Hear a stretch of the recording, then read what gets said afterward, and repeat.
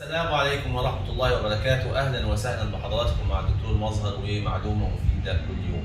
النهارده هنكلم السيدات عن حركة الجنين، لأن ده دايما الست تقول أنا حاسة بحركة الجنين، مش عارف إيه الكلام اللي هو إيه، بتبقى عندها غازات في القولون وتقول حاسة بحركة الجنين.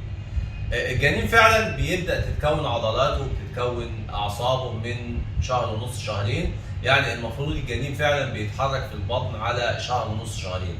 لكن انت كسيده ما تدركيش الحركه دي. انا ممكن تشوفيه في السونار لما تيجي تكشفي عند الطبيب بتاعك، بتشوفي الجنين بيتحرك داخل السونار من شهر ونص لشهرين، لكن ما تدركيش الحركه دي لان الجنين لسه قوه الركله بتاعته ما تقدرش توصل لجدار البطن بتاعك فمش بتحس بيها. فلما تجيلي ست في شهر ونص شهرين في 3 شهور تقول لي انا حاسه حركه الجنين، لا انت مش حاسه بحركه الجنين، انت حاسه اي حاجه في الدنيا اخرى الا حركه الجنين، لان الجنين ما بتبدايش تحسي بيه الا في الشهر الخامس. يكون الجنين بدا قوته تكبر، بدا اطرافه تطول، بدا حركته تبقى قويه تستطيع ان تركل البطن بتاعتك فتحسي بيها. يبقى قصه ان المفاهيم كمان المغلوطه اللي تيجي تقول لك الست لا ده العيل يتحرك قبل البنت والبنت تتحرك قبل العيل والبنت ليها حركه معينه والولد ليه حركه معينه، طبعا الكلام ده كله خاطئ. ربنا مش مفرق بين الولد والبنت في الحركه، ومش مفرق بين الولد والبنت في بدايه الحركه. الولد بيتحرك زي البنت والبنت بتتحرك زي الولد، في الميعاد اللي بيتحرك فيه الولد هو الميعاد اللي بيتحرك فيه البنت.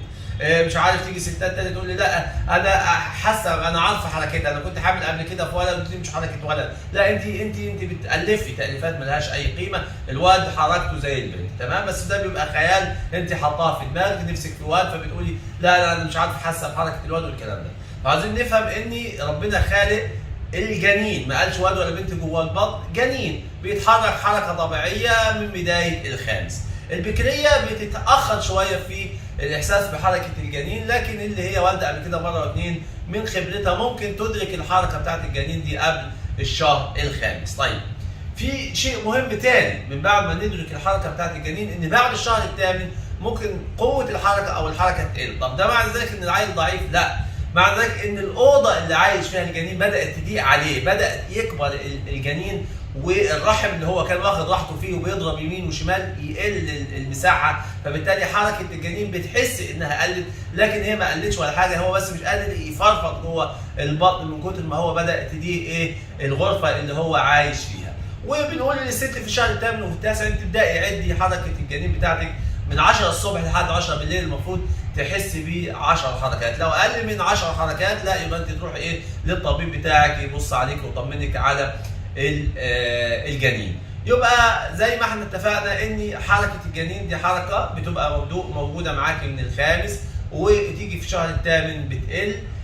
مفيش حاجه اسمها حركه الولد وحركه البنت، حركه الولد زي حركه البنت.